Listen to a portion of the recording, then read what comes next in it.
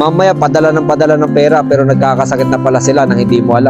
Imagine mo kung anong hirap ng pagiging isang OFW. Pag nagkasakit sila, walang mag-aalaga sa kanila. Ang mahirap niyan, yung kababayan nating OFW, once umuwi yan at wala nang naibigay sa pamilya niya yan, higing pabigat pa ang tingin nila sa taong umuwi galing sa ibang bansa.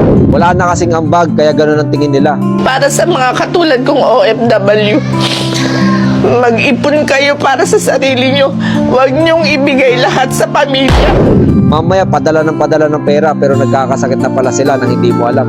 Ang masaklap na part dyan, malubha na pala ang sakit nila pero patuloy pa rin silang nagtatrabaho kasi nga nandiyan ka pa dahil umaasa ka pa sa kanila. Kung buhay nila, ilalaan nila sa ibang tao habang ipamilya nila hindi nila maalagaan. Pero wala kultura ng Pilipinas na kapag ikaw nasa ibang bansa ka, required ka na tumulong sa kapamilya mo. Kaya ikaw, huwag mo nang antayin na magkasakit pa yan bago mo sila ma-appreciate. Ngayon pa lang, gumawa ka na ng sarili mong paraan